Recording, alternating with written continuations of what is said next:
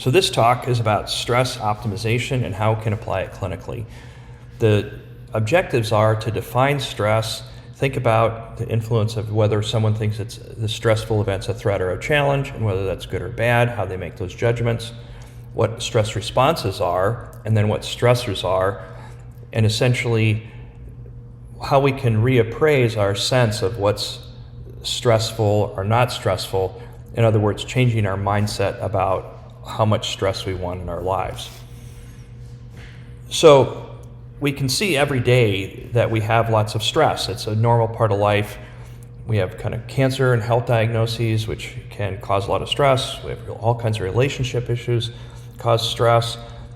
School is obviously full of stressful events, and they cause us spirals, emotional disturbance, and they overwhelm us at times.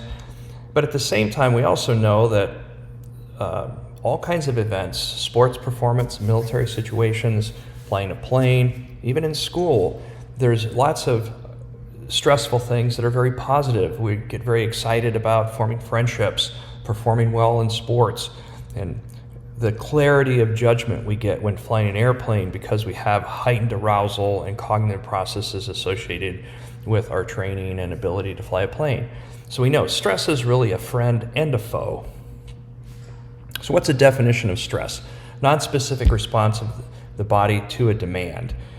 And so is it really good or bad? And we kind of talked about this just a minute ago. What makes stress good or bad? And essentially, the extreme examples are whether it's a threat or a challenge. So if we perceive a situation to be threatening, well, then the stress is very negative and it kind of overwhelms us. And good examples are if you had to play chess against a world chess champion. Well, cognitively, that's beyond my ability and would cause me a lot of stress.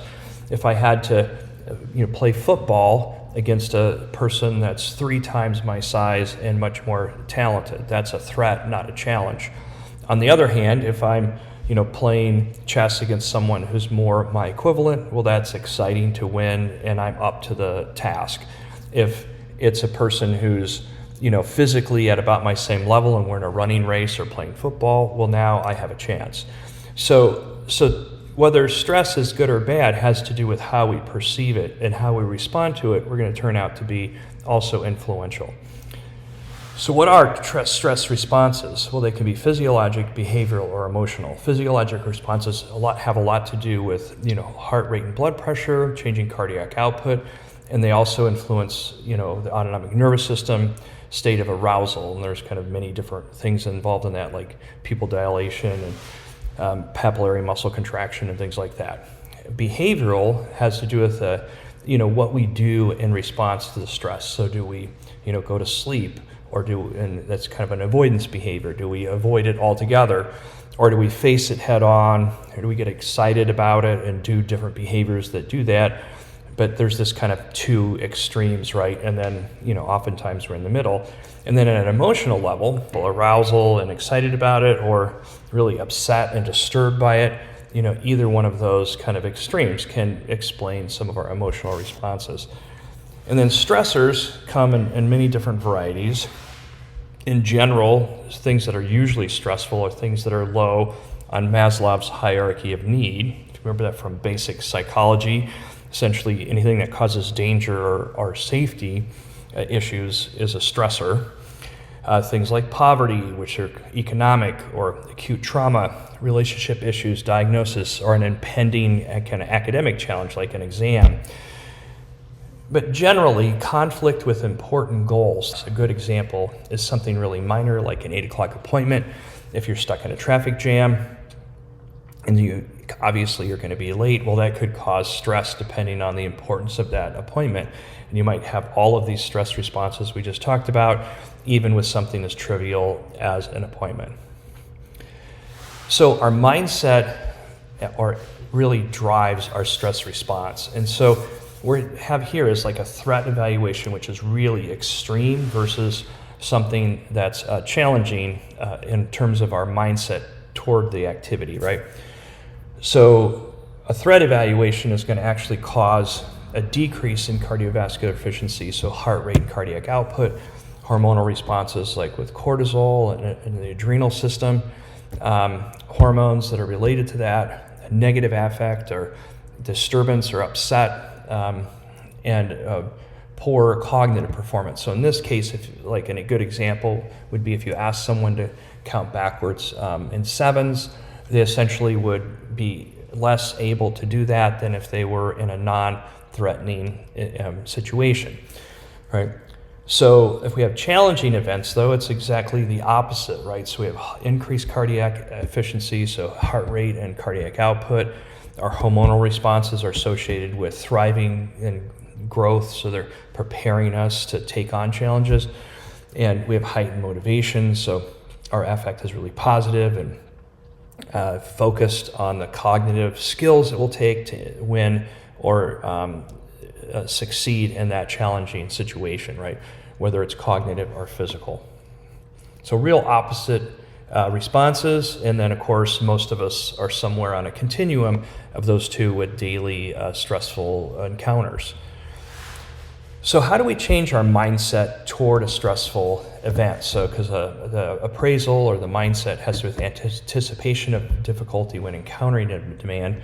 And so the problem becomes if we're treating kind of normal, non-threatening situations as threatening, well then, we're kind of limiting our lives and kind of reducing our health-related quality of life, and we run into that a lot in healthcare. So what kinds of things influence our stress appraisal? So memory, either good or bad memories similar to that past event. Arousal, whether we're kind of in an active state of alert and rested, or whether we're tired and kind of distracted. Motivation, if we're really highly focused on achieving the goals that were that associated with the task that we're seeing as stressful, then we may push through in spite of all kinds of stress and even threat. But if we're not very motivated, even for things that aren't stressful, we still don't attempt them, right? And then our perceptions, and this is kind of a cognitive thing, but our perceptions of just how challenging the particular activity is, and this has to do with being more objective about, our capabilities versus the challenge of the task. What are our perceptions of our own capabilities, and what is, the accurate perceptions of the task itself? How well those match up can influence how stressful it actually is. And then something about our beliefs. So our beliefs that taking on the task is good or bad for us can also influence that, and that you might think of in terms of healthcare. If someone has arthritis and they're grinding or wearing and tearing on their joint, they believe that that's associated with a bad choice. Well then, that will influence how much stress they have when they do an activity of high loading. Emotional self or state, so that's kind of more, it could be genetic or personality profile, like how much emotion do we normally have, and how do we self-regulate that? And this could also influence our stress levels. So all of these things and others kind of go into how we see something as a threat or a challenge. And so in kind of general mindset theory developed by Crum in this nice article in Emotion, came out a few years ago, and it said, look, if we take this situation and recognize that stress can be good for me, because some stress is actually good, how do I either approach situations that seem too stressful for me rather than and kind of still do those things and kind of control the stress rather than avoiding situations because I'm trying to reduce stress because stress is bad for me. So this idea that you optimize stress instead of reducing stress is the heart of this kind of stress mindset kind of cycle here. And so basically this is trying to describe ways that we can actually move toward optimizing stress, which are in green, versus reducing stress, which is in black. And this is really at the heart of what we think of as a growth mindset. So essentially they kind of fall into 4 different categories, and these might help us think about ways we can address patient concerns when we're seeing them. So one is whether patients select situations that actually force them to confront rather than avoid things that they think are stressful. This is directly applicable to PT patients. And then how we decide to try to control our stress responses. So sometimes we can try to suppress our responses, or we can utilize them to be more successful. So for example, an example of suppression would be meditation or positive self-talk to try to kind of keep those emotions at bay.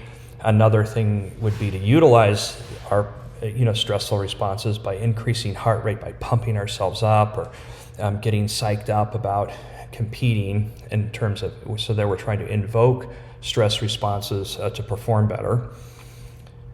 And then cognitive changes are more related to how we think about something. So when we appraise something, this has going back to the perceptions and cognitions about why we think something is stressful that we just talked about.